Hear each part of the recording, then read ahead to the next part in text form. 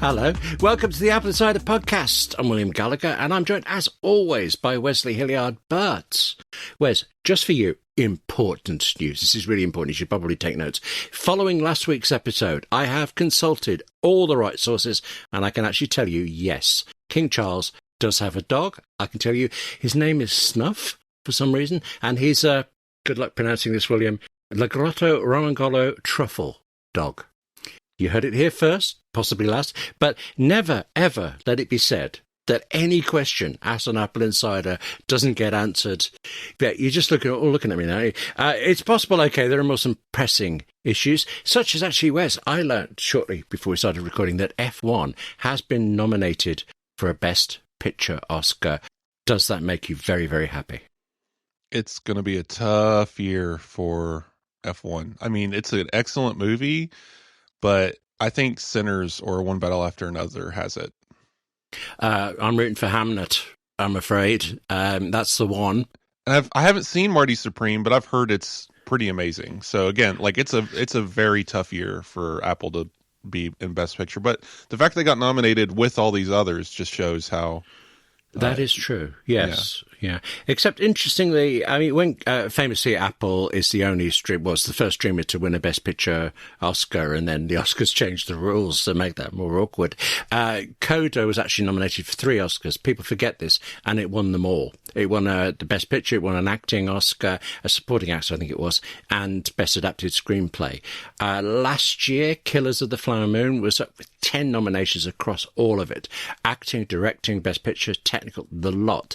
This year, F1's up for 4 things, but apart from Best Picture, they're all mostly technical things. It's editing, sound, and visual things. And I think, given the Oscar buzz around everything else, I personally think, especially Hamnet, it doesn't really stand a chance. But we will find out in March, won't we? But sooner than March, somewhat sooner than, in fact, not very long from now, there's Apple Insider Plus. And once again, I'm not going to say this is your fault, but it's definitely your idea. What is Apple Insider Plus, and what is it about this week? So we're going to discuss, as we're going to get into in the main show, Apple Intelligence, or artificial intelligence in general, and Apple's use of it. You know, they are doing some good, but they're also doing some not so good, and the future is looking... well, rather complex. So we want to talk about what Apple does and can do right, and what Apple is doing wrong and could do wrong in AI, and kind of dive into where we stand on all of this technology and how it's being implemented. It's not going to be a short one then, is it, really? Should say, if you are not already a subscriber to Apple Insider, the podcast, you can get Apple Insider Plus, a lack of... no, hang on, there's a plus and a minus there.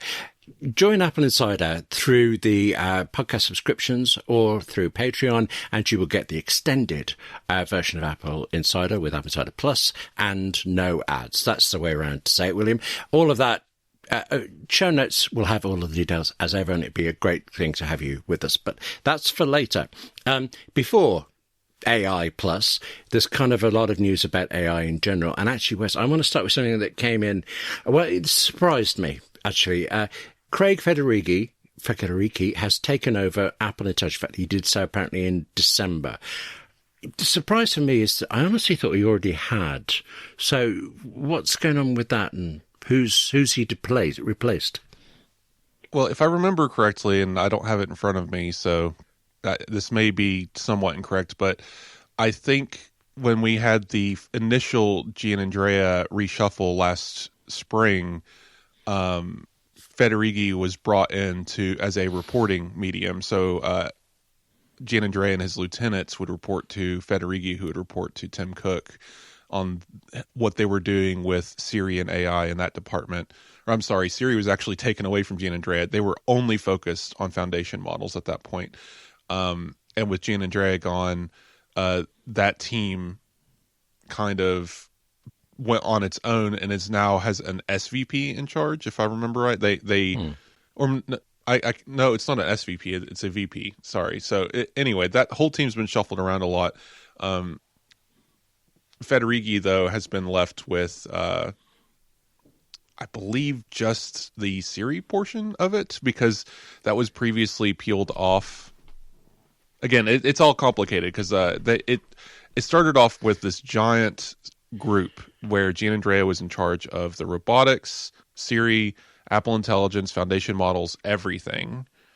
And then it slowly got whittled away after the delay last year to where he was only under that. So some of the things ended up under Federighi.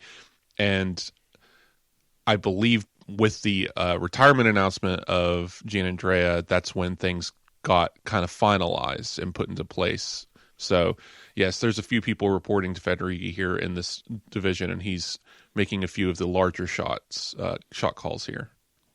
So either he's got a poison chalice or he's going to be a hero. It could go either way. What do you think? So this smart home device apparently has just been finished for a year and sitting in warehouses. I'm sure it's fine. Like, we've discussed it here on the show. It mostly is a product, I believe, and I stand by this, as Apple likes to have vertical integration, and they like to have hardware announcements alongside major software changes, other than WWDC, of course. And even then, sometimes they're like, here's a Mac Pro.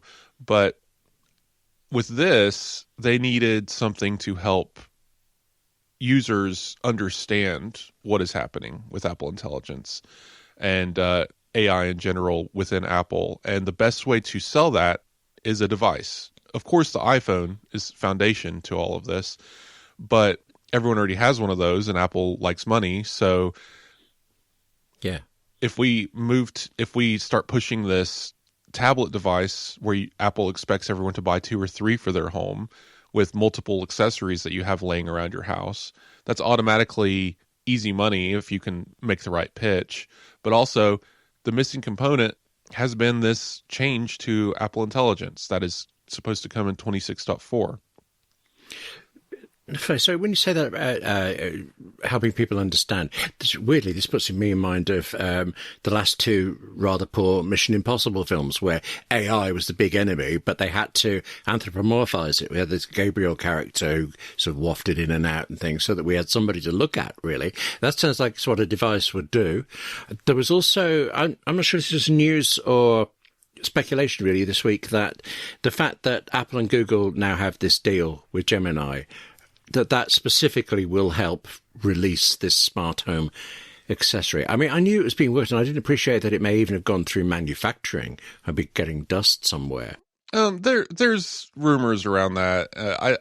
I don't know how much I think that's true, or maybe they got to the manufacturing phase and then paused before manufacturing. But apparently, it was quote unquote ready to go last spring. Right. Now I'm curious about it. I have to say I'm also curious about something else which has come up this week that's hardware related. I don't know what to call it except Humane's AI pin or a Star Trek communicator badge, possibly done right. I mean, that seems a bit optimistic of me, but Apple is developing a wearable AI pin. I don't know what the strength of that rumor is. Do you know more about it and whether or not it's likely? I believe what's happened here, just because I want to be clear, Gianandrea's position was dropped down to vice president of, and he reports to Craig Federighi. It's the one I can't say, Amara Subramania. So he's now reporting to Craig, and he is vice president of AI. Okay, so yeah, that's what's happening there. That's interesting. And yes, so we were talking about the home hub device and how that could release in the spring.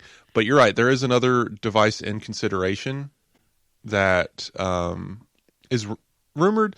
I don't know how much I really believe this. I mean, the idea here is, and you cover patents for Apple Insider a lot, Apple has a lot of stuff being built internally. They probably have a refrigerator. They probably have a flashlight. They got all kinds of junk in there tossing around. And I have no doubt in my mind that one of those devices is some kind of pen wearable that has access to Apple Intelligence and can see the world. Now it says 2 cameras on the front. That's an AirTag sized device.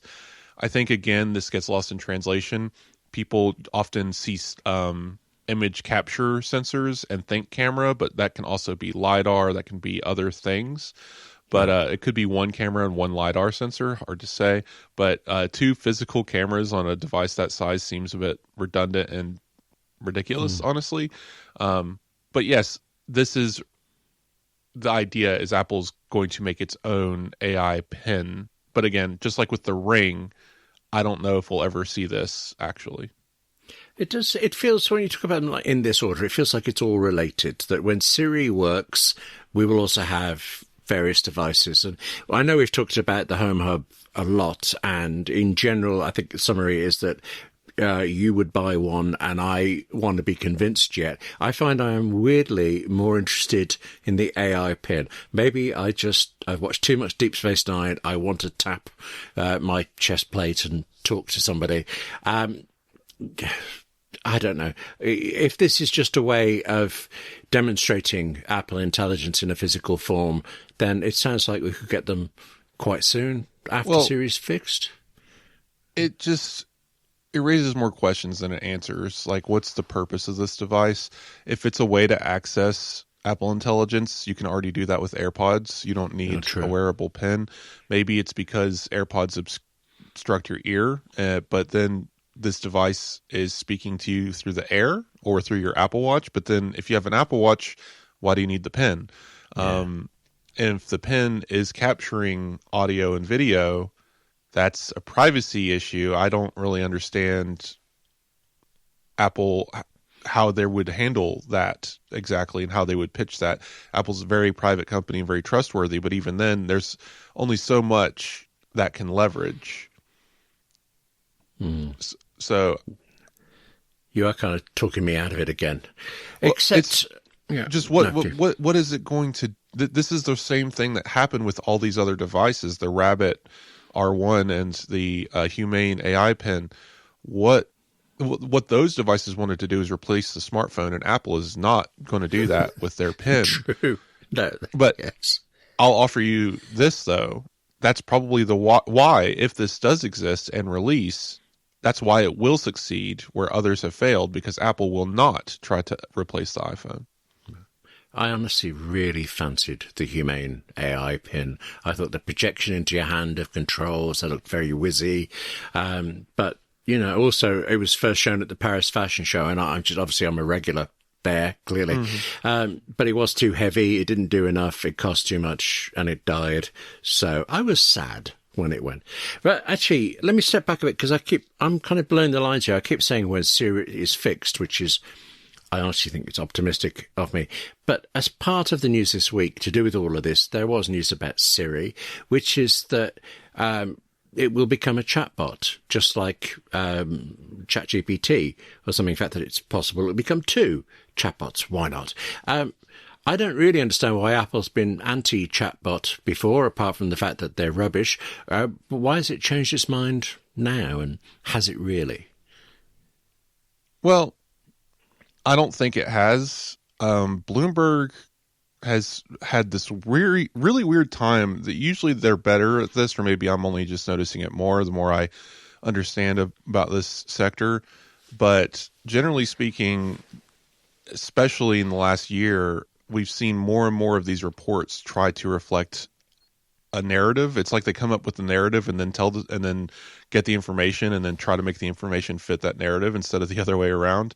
And in this case, it's another story about Apple internal failures to anticipate needing a chatbot and having to shift priorities. And we keep seeing this story over and over again from Bloomberg of everyone's terrible, everyone's quitting their jobs, nobody knows how to work at Apple anymore, and they're all going to Meta.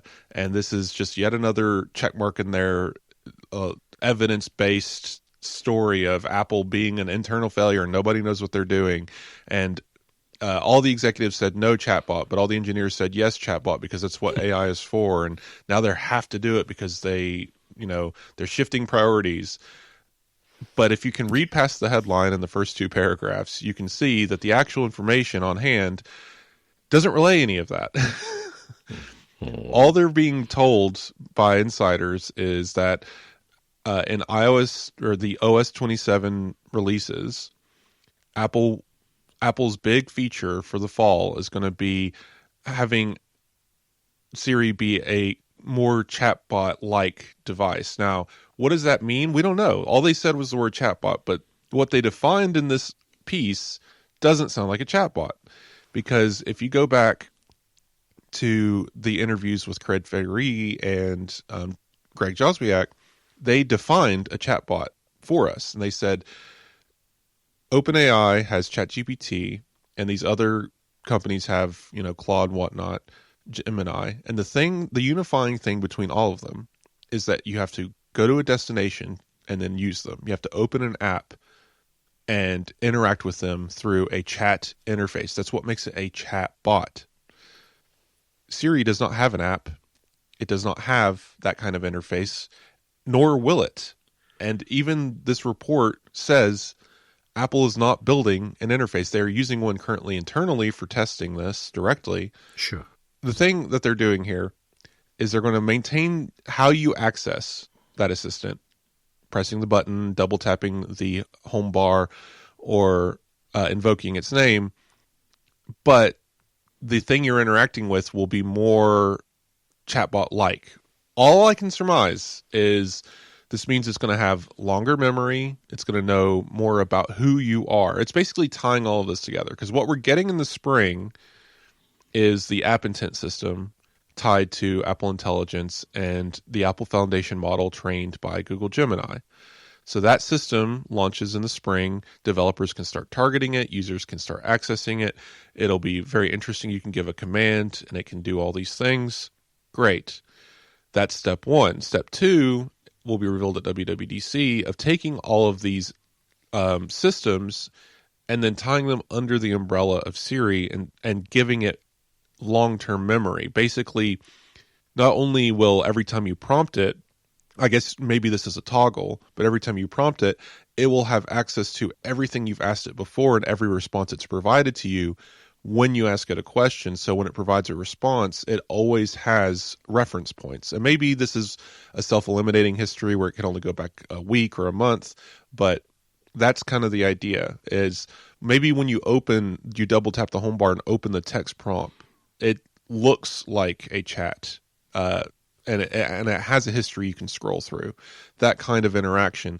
But again, it's still missing the key component that makes it a quote-unquote chat bot, because it's not storing multiple chats. It's not accessed through an app. It's distinct in its own way that Apple makes these kinds of distinctions. I thought when you started that we have type to Siri, that's a kind of interface for it. And this sounds like it might just look the same. That makes me wonder how. I only ever use type to Siri by accident, but people who use it deliberately, how are you going to convince them that it's different, or by giving better results, I suppose? Good point. Yes, so currently if you interact with that, it's just the old device where you can set a timer or run a shortcut. Yeah. And if it's anything more complex, it throws to ChatGPT. Theoretically, that ChatGPT portion of this will pretty much go away. Now, ChatGPT is still being used across Apple's systems for various things, visual intelligence. It's going to be used in the new Creative Suite. But that portion where it was kind of using it as a crutch is going to probably go away with iOS 27. Now, also in this story, and we had like multiple drops at the same time yesterday. It's like an embargo lifted or something. The Information also had a report, and Bloomberg with this report. And there was mentions of apparently Apple being in discussion to use Google's AI chips and its data centers for these systems. I don't think this is accurate. Again, I think this is a bit of a mistake being reported, because sources familiar with the matter don't know everything, and they a lot of times they know almost as much as we do, plus whatever their team is doing, and they're making their own guesses. And Apple, I will point out again, in the 2 paragraphs that we got, specifically pointed out that they're using their own hardware, private cloud compute, Apple Foundation models. Right. That if this is at all true, It is a fundamental and contradictory change to everything Apple is doing in Apple Intelligence.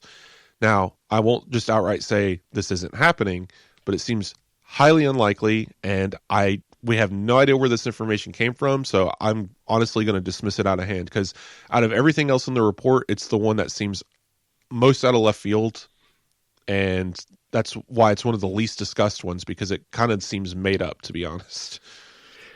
Well, I want to ask you about this in part because I was split over the news, and the thing that made me think it might be real is that of the two possible chatbots or whatever they really are, one of them is allegedly codenamed Enchanté. And I thought, oh, that is so Apple. But then apparently the other one is, what's it called? Enterprise Assistant. Yes. Just, okay. That's a committee dull kind of name. This gets back to how our language has evolved around these things. They call them chatbots. I don't think they're actually chatbots. They're agents, and they're all part of the same foundation, and they're being integrated. They're being trained. These agents are being trained for very specific tasking, but they're going to be reintegrated with the foundation models and used in the wider ecosystem. And when you address those agents, they will perk up and say, hey, I was trained on this. But they're not separate systems. They're all the same system. This is how AI works. Yeah. So it's also fuzzy. And the thing about it, a lot of it is we don't really know anything until it's announced. But the back end of all of this will only ever be what it is until it changes. Now, Apple isn't going to tell us anything else about Google, I think, purposefully, because I think that's part of the deal. Apple's giving them somewhere between $1 and $5 billion, and they get access to this Gemini tool to help train their models and elevate their foundation models for customer use. But I do think, because it's legally distinct, if any of this starts going through anything Google related, if it goes through Google hardware or infrastructure, Apple has to tell us, even if it's a tiny little press release they throw out on a Friday at 4 p.m., they have to tell us, because one of the things that they gave, because the lawsuits would ensue, first off, they kind of gave us legal clout here, saying, we challenge you to find an issue with our system. We challenge you to come to our servers and test them. And the minute they stop using their own hardware and someone comes in for an audit to do what Apple told them to do and test these systems, they're going to blow the whistle on that and be like, hey, this isn't happening in Apple servers anymore. So Apple has to tell us, or else lawsuits will ensue. And so this is, again, why I don't think it's going to happen, because this narrative keeps repeating itself, and it never proves true. Of Apple is this failure, it can't keep up. The narrative being put here is Apple can't develop its own servers. It can't run its own chips fast enough. It can't get there, so it has to rely on Google for this. And Apple already uses Google Cloud for storage, just like there's Azure and there's Amazon system, right? That's different. Those are Apple owned. They're like leasing those servers basically, and Google and Amazon and Microsoft have nothing to do with the data inside of them.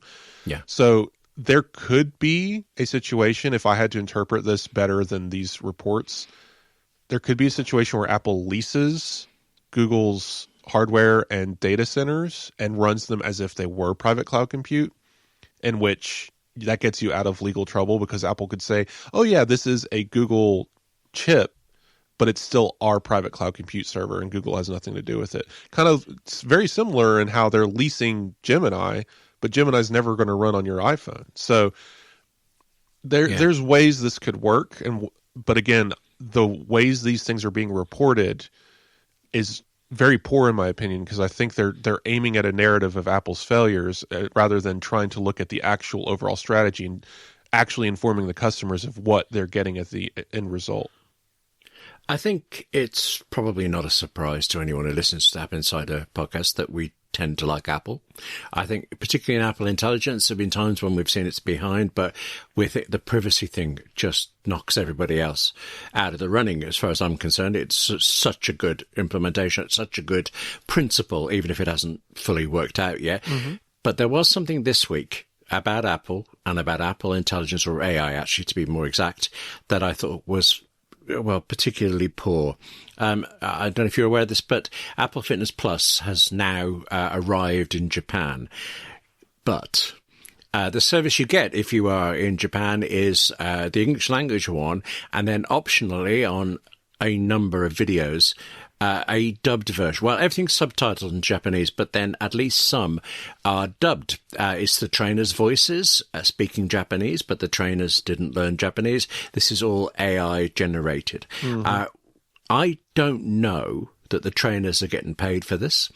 I do understand. Sorry, after you. Yeah. So this is a very industry thing. Voice actors are paid this way.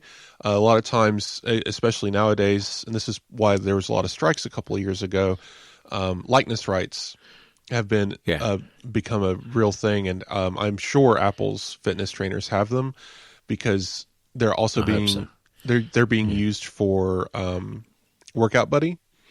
So right.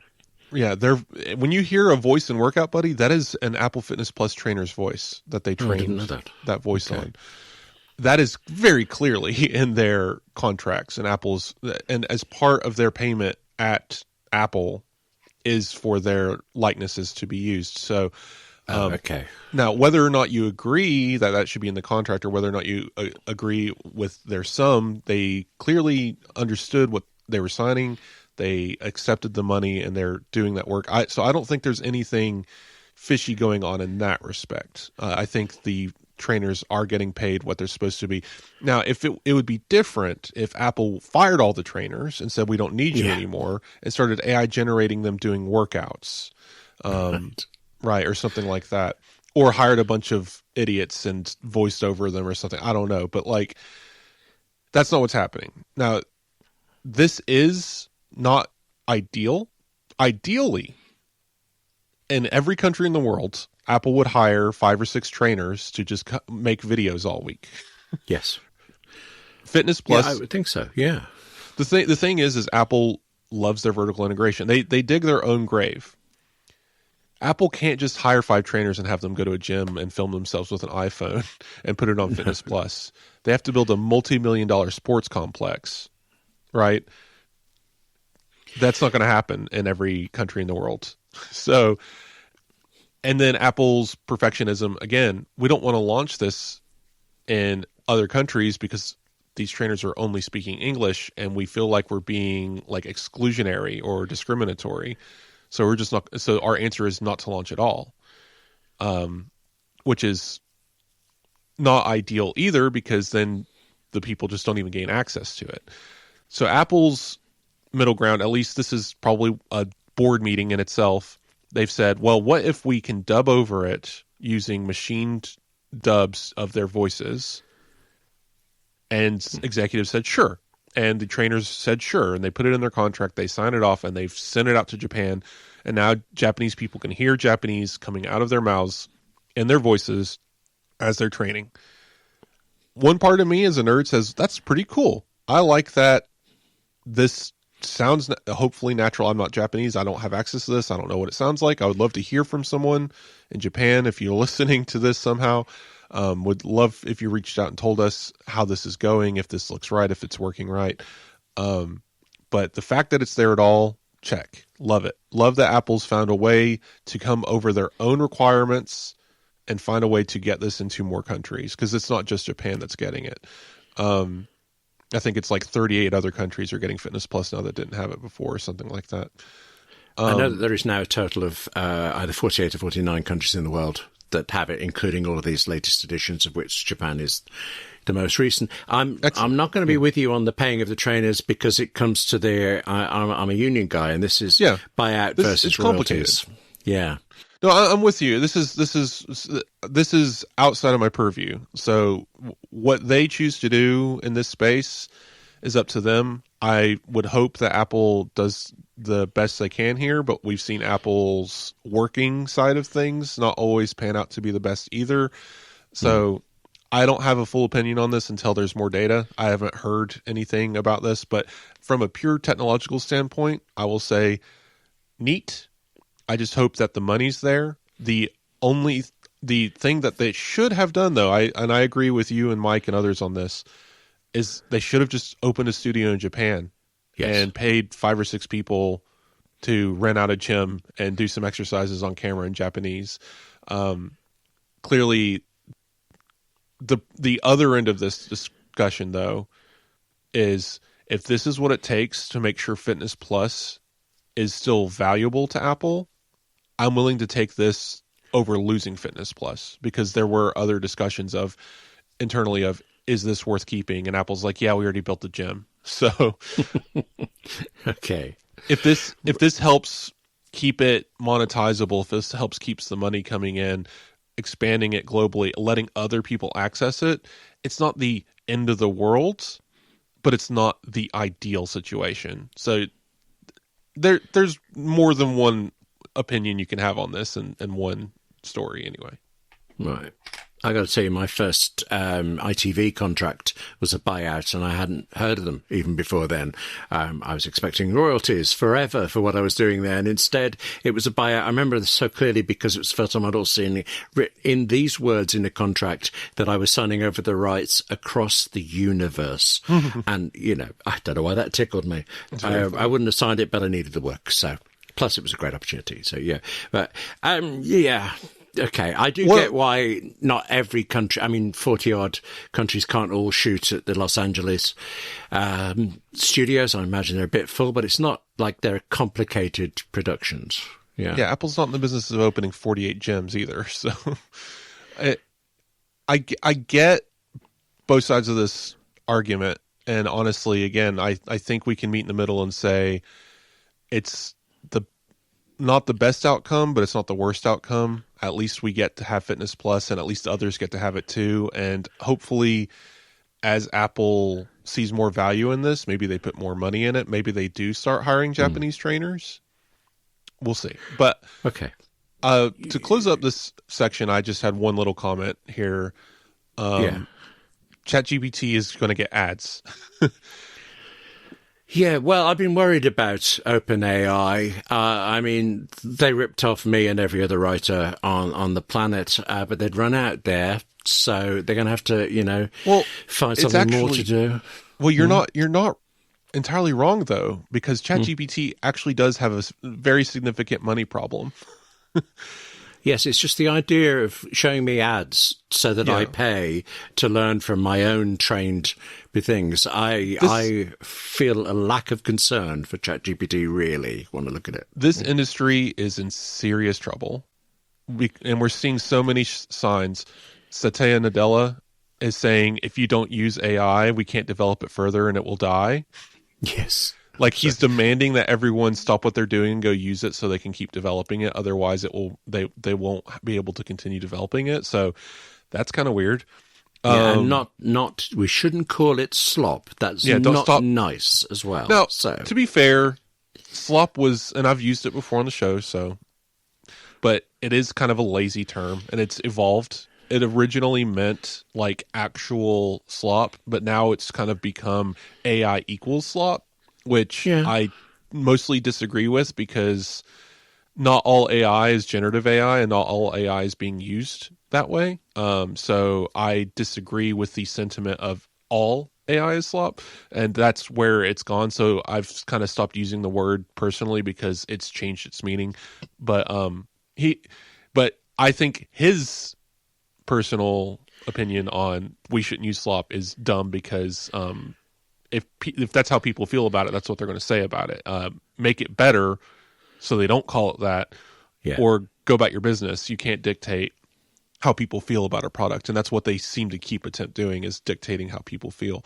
But the reason I bring this up is that's going on. OpenAI says that they want to compete with Grok by having more spicy mode stuff, sexual content within their GPT apps. Oh no, actually, sorry, I missed that. That was somebody wants to emulate Grok. Well, really?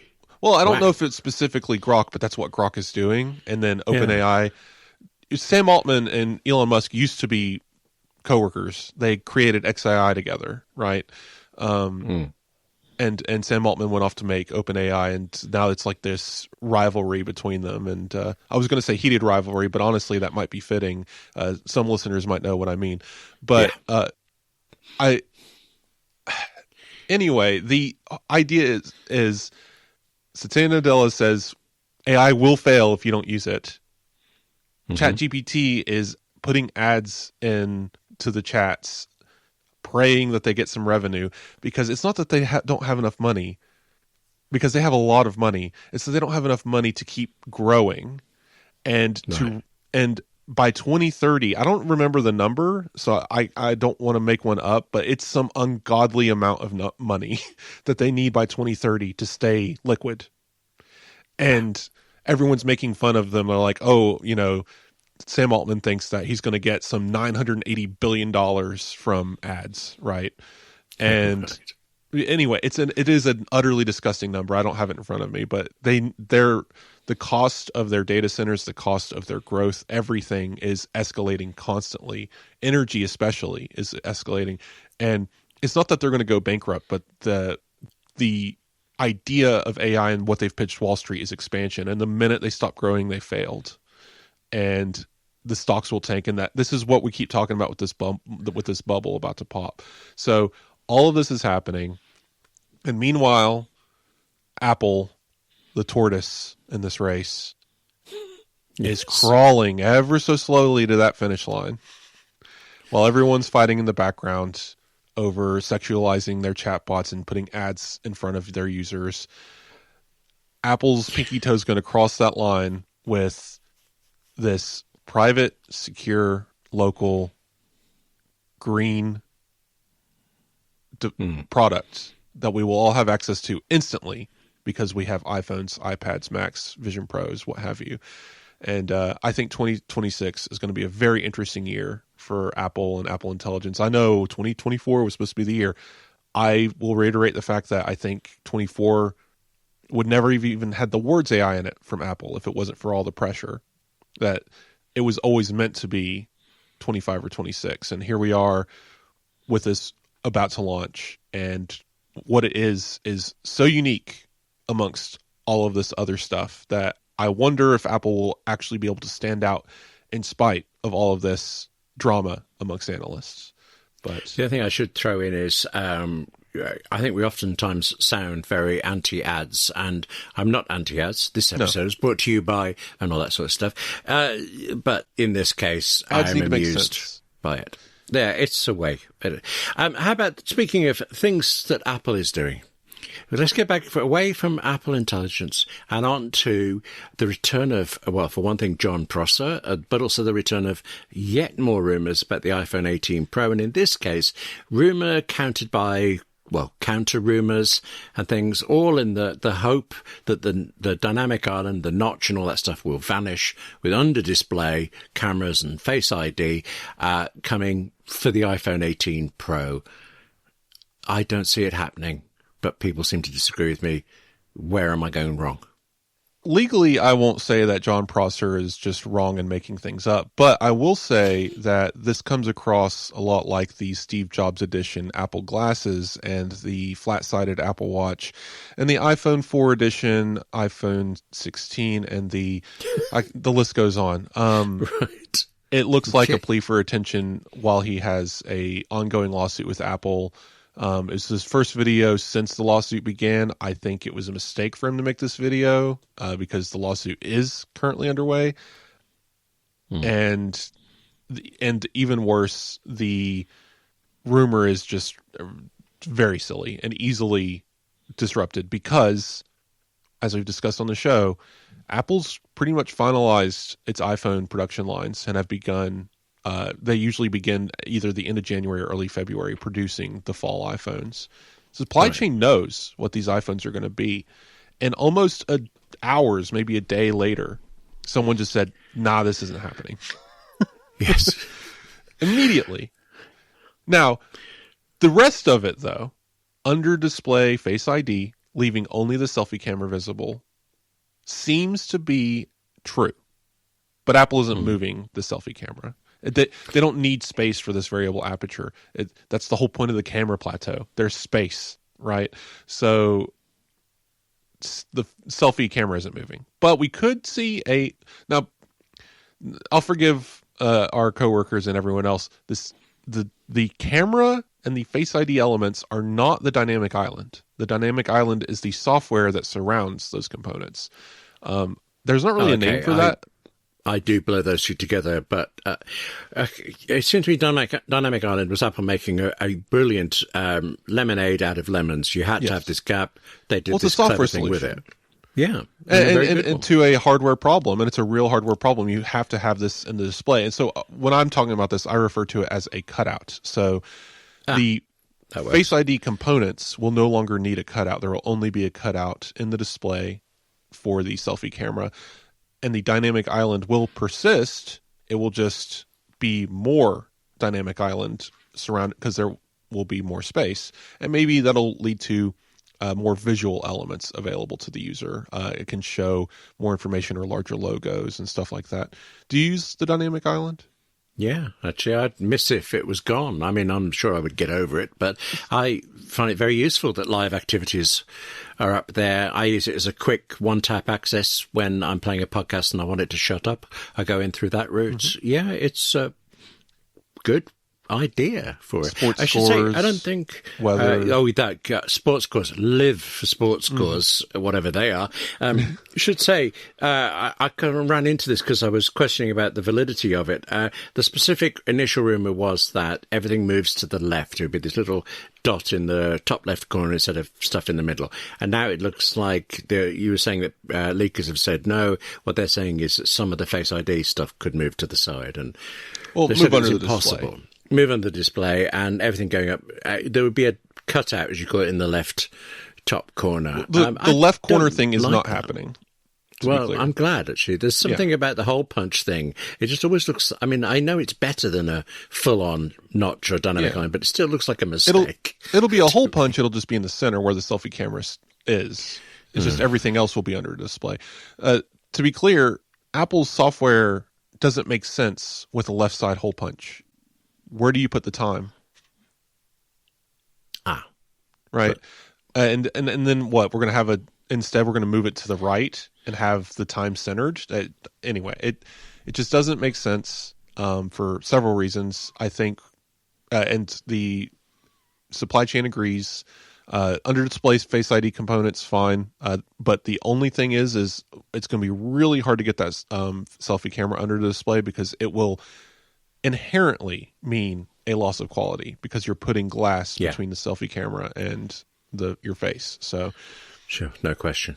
Apple may never do that. Yeah, I had to pick up my phone there to see where the time was because in my head, I know why I was thinking about this because the Mac has the clock at the top left. I was thinking, but that's where the time is on the iPhone. But yes, you're right. It's in the top left corner, pretty much exactly where these people have, or Prosser has said this would go. So yes, that makes it even less likely. But it's a weird thing to do, and it gets in the notch and the cutout both make sense in Apple's software paradigms because they can push information to either side of it. Yes, yeah, because it's centered. But as soon as you move it one side or the other, now there's 100% chance that you are obscuring something important when you're scrolling by that. So, well, how about this? Sticking with the iPhone 18 Pro, Jeff Pugh, analyst, I can't remember if I think he's good or not, but he has claimed to basically have all of the specifications for the iPhone 18 Pro and also the iPhone Fold. They sound like the same specifications we've been hearing rumoured for ages, though. So is he likely to be right or just made notes? So Jeff Pugh is good at getting stats, like information, but he is a very poor interpreter. So a lot of times of what he says is not so great, but what he gets usually is accurate. Also, he tends to report on things well after rumors have already said that thing, so you can never tell if he has insider resources or if he's just repeating other people's stuff. But either way, this chart just brings together what we already knew. We're getting an A20 Pro. rumors about that have been going around a while. Apple has to produce those in mass. Someone in supply chain already knows what the A20 Pro's specs are. Cameras, same thing, supply chain. It's the same cameras, 48, 48, 48, 18, 18, right? So same things. The only thing here that has been contentious, because even the display is the same size as we've heard from everyone. I think the outer display is slightly smaller than what was originally rumored, but that has been consistently rumored recently that it will be smaller. The only thing here that people are upset about is Touch ID on the iPhone Fold versus Face ID on the 18 Pros. Right, that makes sense. I'd miss Face ID for it. Do you know, foolishly, I was going to ask you, do the specifications make you want to buy the iPhone 18 Pro or the iPhone Fold? But because we've talked about this before, you're on the iPhone upgrade program, you will. Well, I suppose you've still got to choose, haven't you, between the Pro or the Pro Max and the Fold? What this tells me is that the iPhone Fold will have a main camera and an ultra-wide camera, but it will not have a periscope camera. So, no. I need the Pro camera system. And unless... Now, like, there's always the chance that Apple could really, really sell me on this, and I'm just like, fine, I'll give up the telephoto camera for XYZ. But Apple really has to convince me that, like, this is a thing versus it's just kind of an experiment that they're going to give up on in 2 iterations. I don't know. Maybe I decide to go a year without the telephoto camera just so I can have the new fancy. I don't know, but I really do, especially on this new one that can go up to 8x. I use it constantly for just various things. So I don't know. I really need to see Apple's pitch on this device if it ever actually releases. We're still in that window where it could not release. I want people to keep that in mind. If we're still talking about iPhone Fold coming out in September and March, then I'll be ready to concede the fact that it's coming. But even now, there's a potential that it's not. So we'll see how this goes. The spec sheet's fine. There's nothing to see here. It's literally, I could have written the spec sheet, right? Like it's just... There's nothing revelatory here. The thing is, for me, it feels like iPhone Fold could be I'm trying to think of the word, like a push-pull. It's like a possible negative thing for sales, because I am expecting the iPhone Fold to be preposterously expensive. It's the one that I'm interested in much more than you. But when we come to it and Apple lays it all out, there's the iPhone 18 Pro, Pro Max, and there's the Fold. I can see me thinking the Fold looks amazing and I can't afford it, but it's so amazing. It looks the 18 Pro Max look a bit meh, so I won't bother with that either, and I will go another year without upgrading. It's vitally important that we examine my shopping preferences, especially since last week I was determined not to buy Apple Creator Studio, and this week I've talked myself into it. But I'm wondering how Apple is going to do this positioning for it. Although, actually, now I think of it, they have done the same thing before, didn't they, with the iPhone 10 and the iPhone 8. Here's the wonderful iPhone 8, but don't bother, the 10 is better. I wonder how the iPhone 8 sold. iPhone 8 was popular because it had a home button, right? Right. Yes, it did. This will be an interesting fall. I'm still not completely sold on this split release cycle. Everything will come together very soon. I hope that we'll get it more solidified. Obviously, Pooh's report suggests, again, that they're going to put the Pros out in the fall and the regular phone out in the spring next year. And that seems to be, again, a repeated rumor, but it's only coming from 1 or 2 sources. We don't have anything definitive yet. We'll see.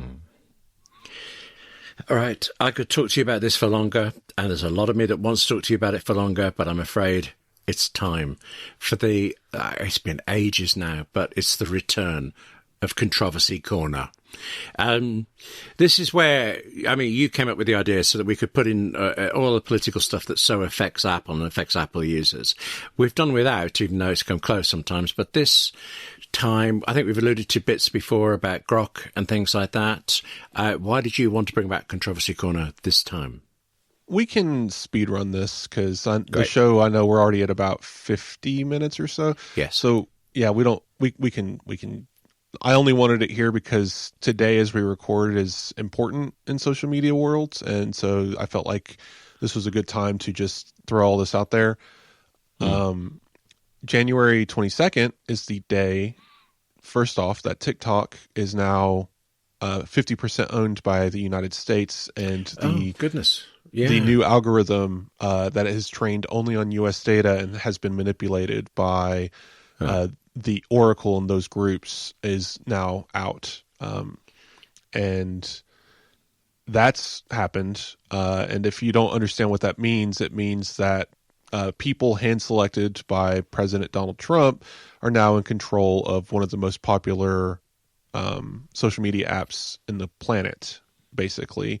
And they get to choose what the algorithm shows you now. So that's fun. And then, X was purchased by Elon Musk, also funded by Larry Ellison. If you remember, he gave him a bunch of money for that as well. So we saw what happened the last time someone like this stepped in and took control of a social platform we all enjoyed. Hopefully this doesn't happen to TikTok, but I do know that there's kind of an exodus occurring because of this, at least amongst more proactive users.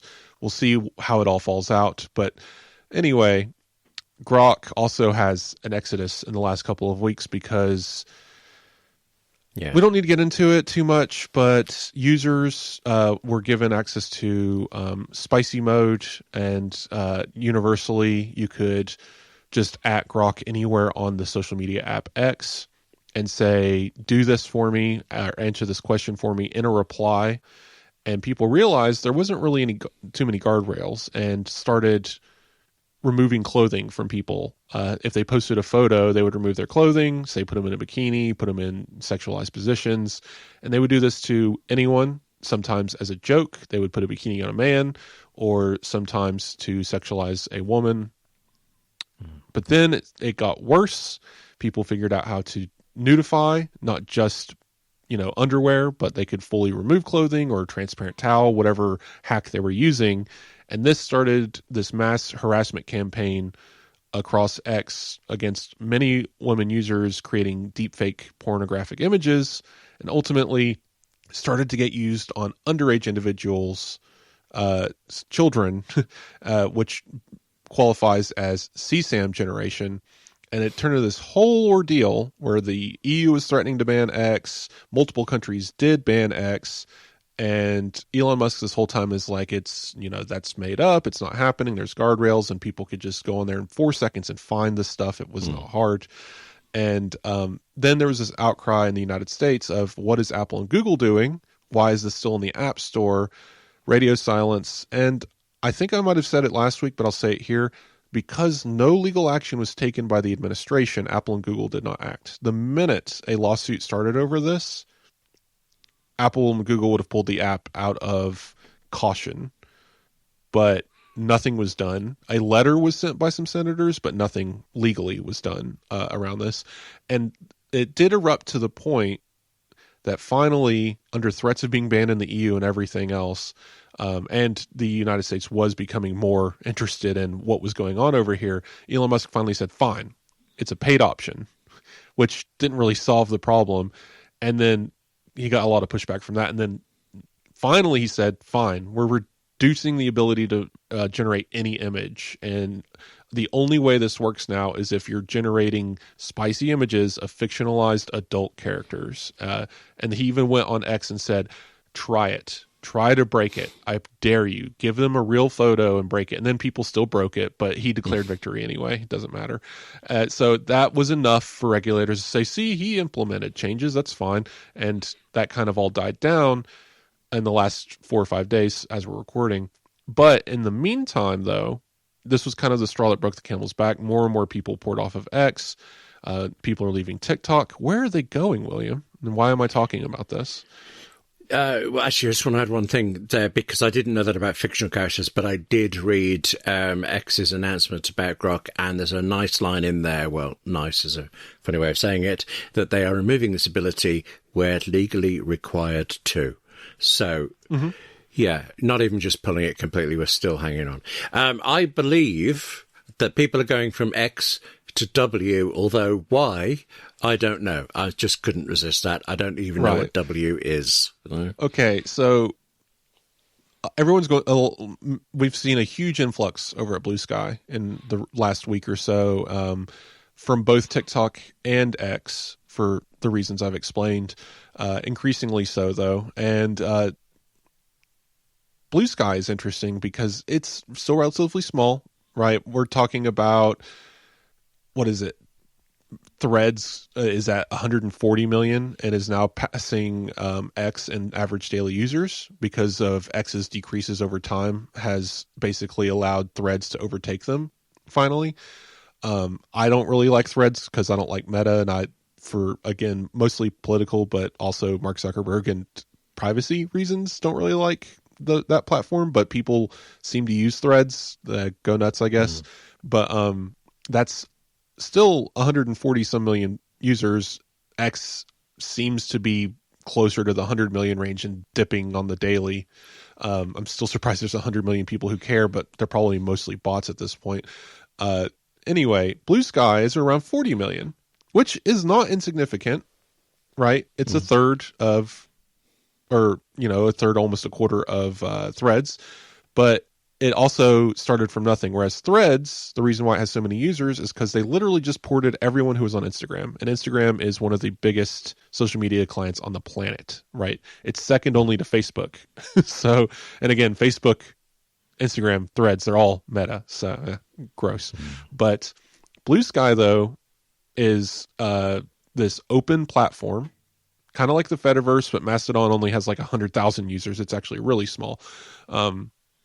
I don't know. That might be the wrong number. It's a very small number, though, comparatively. It's not in the millions by any stretch, or maybe it's a couple million. Anyway, Mastodon has kind of gone to the wayside. It's the nerd space. Nobody wants to deal with servers, I guess. Blue Sky, though, makes it easy. You go in, you sign up for an account, you have a feed. It's non-algorithmic. You can create your own feeds, anything, whatever. People have been migrating there. And on top of that, because it's an open standard and it's the open web where you own your account and can take it anywhere within what's called the atmosphere, atmosphere, because it's the AT protocol, right? So they're calling it the atmosphere. So if you go anywhere within the atmosphere is like the Fediverse, keep up, you can take your login and log into various apps. There's Instagram-like apps. There's TikTok-like apps. And one of the apps is actually, I think, backed by Mark Cuban. I don't know if he actually backed it with money, but at the very least he endorsed it, Skylight. And they're getting something like 4,000 signups a day in the last week, which is impressive for an app developed by two people, right? So we're seeing a lot of movement in this space as social media changes. So I just wanted to point this out. It's really interesting. I hope our listeners are on Blue Sky and following us there. I hope Blue Sky continues to grow and becomes more important because the other platforms are just so toxic. I understand there's accusations of various things wrong with Blue Sky, but I would rather there be people being politically charged about trans rights than Nazism. This is if I have to make it any more clear. W, William, to answer your question, funny enough, is the EU. They've paid a group of developers to create this app that will be an alternative to X because they threatened to ban X, but they wanted to give people a place to go. And this is going to be pitched as, even if they don't ban X, as you can go here now. But what's really cool about W is all evidence, now this isn't officially announced, but it's increasing evidence is being found that W is being built for the atmosphere on the AT protocol, which means if you are a Blue Sky user, anyone who joins W in the EU can follow you on Blue Sky and you can follow them on W and you will see each other's posts. You can like them and comment on them. It fully stacked, fully integrated on Blue Sky. What makes W different, instead of saying, why not just go to Blue Sky? The reason why the EU didn't just say, go to Blue Sky, is because they want to control it. They said, Blue Sky is an American thing. We want something in the EU that we control. Okay. But if you're going to do not exactly a clone, like a safe version of something, then changing X to W. I wish they'd just changed Twitter to Witter or something. Witter would have been a good name. Yeah. There's so much marketing here. They said W's great because it comes before X in the alphabet. That's convenient. and apparently a W is two V's, which stands for verification and values. Right? So they're very much EUing this up, right? This is great. But it's very silly. It requires ID to verify you to get in. Oh, okay. But here's the thing. If that is your sensibility, if you're in the EU and you want a social media client that is, I don't know, patriotic is the word. But if that's what you want to do, and you're willing to, and in fact proud to go through the ID verification and want that as part of your social media service, there is now an option. And it fully integrates with a social web that already has 41 million users that you can just follow directly from it. So if you're on W, you can follow Apple Insider's Blue Sky account and vice versa. Well, I'll tell you what, apart from the fact that I should say W is a fine letter of the alphabet, said William, I'm curious to know whether it might be available in the UK, because we did that whole leaving Europe nonsense. It's invite only right now. And again, ID verification, I don't know what that entails. I don't believe you have to be in the EU to use it. But you do have to be a verified human adult to use it. So yeah, always something, isn't there? But if you don't like these things, what's nice is you can just use Blue Sky and still see everything on W. So it's fine. Okay, I like that. That actually makes me feel that this does fit in Controversy Corner, but I think we're clearly segueing out of it. So let's just say here and now, for chapter mark purposes, that is the end of Controversy Corner. And instead, go on to the vital news.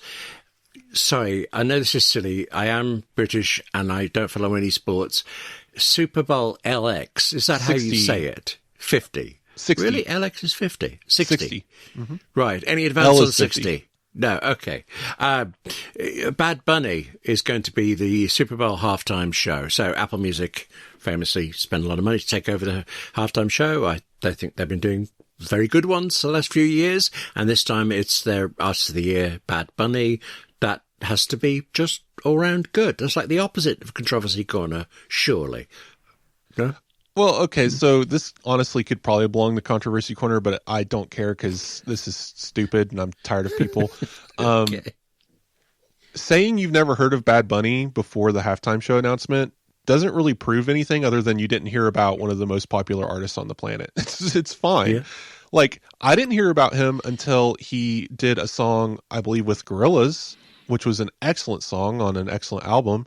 Also, he was showed multiple times on SNL as he was, growing in popularity. Obviously, outside of my music taste, I don't listen to reggaeton and like Hispanic source music. But it's fine because when I did learn about him, I didn't immediately reject him just because he wasn't white and speaking English. All right. Yes. I actually looked into it and his music is great. There's a reason why he's one of the most popular artists on the planet and multiple award winner. On top of that, he's Puerto Rican. He's from the United States. 41 million people speak, or 45 million people in the United States speak Spanish. So it's okay, people, that he's going to be performing at the Super Bowl. I promise it will not hurt you. I did find it funny that he has a height requirement to be stagehands on the football field. I didn't know that. Okay. Yes, you have to be between like 5'7" and 6'2" or something like that. I'm sure it's for his show because when you're a stagehand, you get hired, you get paid by the Super Bowl to do this. But you go on the field, you have to learn dances and break down stage sets. So really? Yes. Oh, I see. Yes. Excellent. So you're going to be on the field dancing and manipulating stage work. So it sounds like it's going to be a pretty big crew. But anyway, I just find it all very amusing. The video they released to kind of soft announce it, to re-announce like his performance is coming was very sweet because it showed him dancing with many people of different ethnic backgrounds and ages and professions, and they all had different symbologies in their clothing from places where they were from, and the different dances they were doing showed his different influences from his music, right? So I just thought that was very clever, very Apple way of announcing his halftime show, and I honestly think it's going to be very culturally impactful. Like this whole thing, it seems to be built around his culture and his idea as being a part of the United States in this time that we're in. So I find it very fun, and I don't care how many people get mad at it. This is what the Super Bowl is about. We all get together to watch this silly game once a year, and it's one of the most televised things on the planet. Why not have some culture involved? Oh, yeah. I'll be glued to my TV on whenever in the world this is. February. I had heard noted, and I'm sorry, probably instantly forgotten. I had heard of Bad Bunny before, but I'm pretty sure it's because of Apple over the years for it. I'd love anything that introduces you to something new that you then like. Like I've just started getting into the band Hyam. Never heard them before. Nobody Wants This. Mm-hmm. Love that stuff. And musically as well, it's just great stuff. Anything that gets you to somewhere new isn't that good. But I do have a question about Super Bowl LX. Do you know that? I'm sure, wasn't there a Macintosh LX at one point? Anyway, Green Day is opening, I understand, the Super Bowl. Yes. That's not Apple related. Apple owns the bit in the middle. Is that right? I don't believe this is Apple. I don't really understand that side of the business. No. If Apple is like in charge of all performance or just the halftime show, because it is the Apple Music halftime show. But either way, I just thought it was fun. Green Day is openings, which is, if you didn't know, there's usually bands playing before the national anthem. I didn't know that, actually, no. Yeah, so Green Day will be there, which, if you didn't know, also will... I think Jay-Z just wants to make people angry. Because, last year's Super Bowl halftime show was excellent, but also very controversial because the themes around it were very much what it's like to be a Black American living in this time, and very controversially, like, you know, you're killing us in the streets kind of thing, and in the middle of a halftime show, right? Very, very powerful messaging in a football game.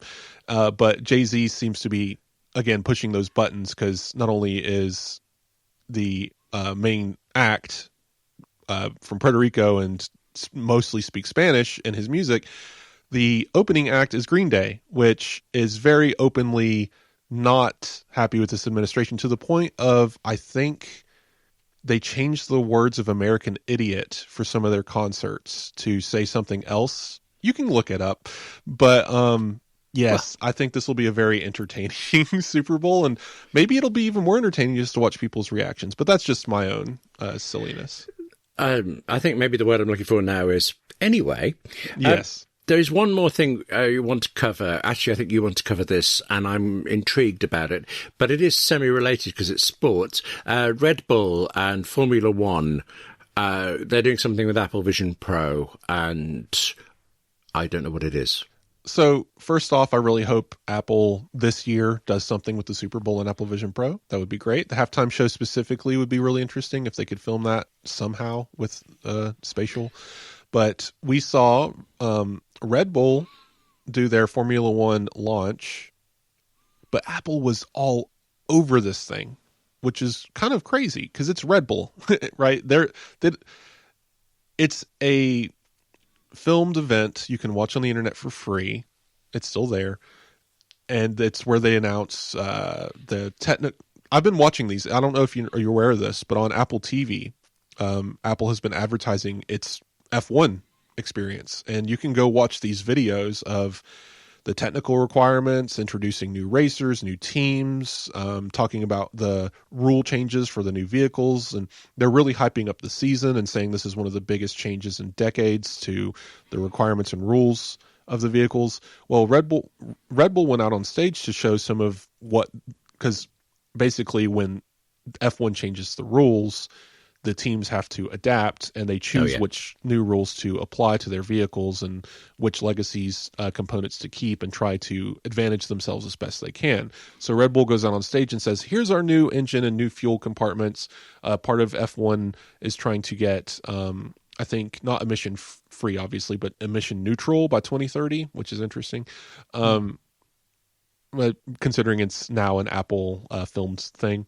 But they're up there on stage showing off these components, wearing Apple Vision Pro, showing it spatially on screen. Wow. And periodically throughout this event, you'll see a moniker at the bottom right corner, shot on iPhone. And this is a Red Bull launch in F1, and Apple is all over it. And this is,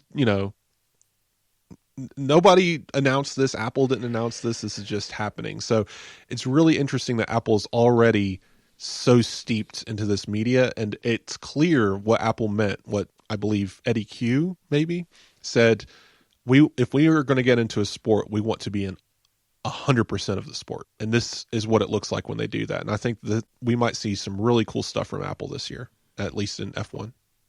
Okay. I'm just wondering there who paid who for that. But I'll tell you what, because of time and things, that's just also because I know what you're going to tell me next, and it's related. I want to get to it quickly because we're going to feature a person I'm starting to think of as the third presenter of Apple Insider. People can reach me through william@appleinsider.com or on YouTube's 58 Keys. And actually, I've started putting up daily TikTok videos and things. Who knew? Where can people reach you, and how do they send reviews? And what's the review I know you're going to tell us about? So obviously you can reach me on Blue Sky, hilly.tech. I also have a blog where I post weekly. I really need to do something else with that thing, but that's a different story. Wes at AppleInsider.com. And you can also leave a review in Apple Podcasts, and we'll read it here.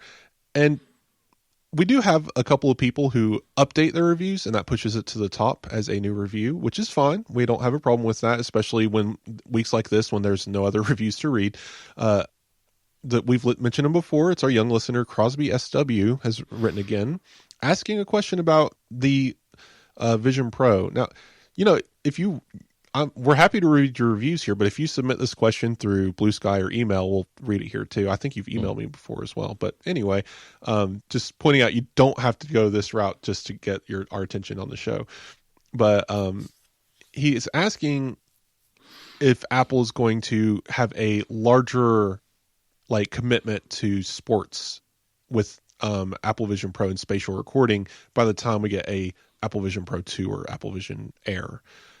Because his father is interested in this product, but doesn't want to buy the 1.0 version or 1.5 version, I guess, with the M5 processor.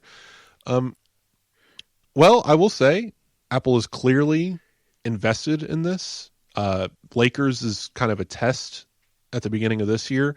I don't know how much we'll see across 2026. I know F1 is going to be a curious thing, maybe baseball, but I could see this appearing in more sports throughout the year. This is the rollout phase where we're going to see more spatial video, more spatial sports, but we're not going to see any new hardware this year. The Apple Vision Pro is not getting updated in 2026 as far as I know. We're expecting those glasses at some point that have cameras on them. But I can say pretty confidently that by the time a second edition is announced, or the Air or whatever, in 27 or 28, whenever that happens, I think we'll be out of the rollout phase and be fully in. Now you can just watch this game in Apple Vision Pro, and it's just part of the sports package. And I fully do believe that's coming, and Apple is working towards that. We're just in the early phases of the rollout. So that's why we're only seeing it in one sport, one game, one team, and one location, and that's their basketball court. So yeah, slow but steady, but I think that it will be fair to say that by the time your dad will be ready to buy a Vision Pro 2 or whatever, this stuff will be much more commonplace. I'd just like to throw in that although no one should listen to me about sport in any way possible, I do think from my 40-minute use of the headset and 7 minutes of sport, if you're going to watch sport, this is the way to do it. I thought it was incredible on Apple Vision Pro. But couldn't afford an Apple Vision Pro, don't like sports. One thing I should say, of course, is that Crosby SW recently joined AppleInsider Plus. And AppleInsider Plus is coming in a moment. We'll all be gathered together talking about the good and the bad of Apple Intelligence. So, get a drink before you start that one. That's going to be... Well, it'll either go short or long, really, but I'm thinking long. But you'll find out about that if you're an AppleInsider Plus subscriber. In the meantime, thank you very much for listening. Thank you to Wes also because I genuinely do build up a list of, I don't understand this, but I know Wes does. I'm going to ask him. Personal selfish interest every week. There'll be more next time. But for now, thank you very much. Speak to you all soon. Yep, talk then.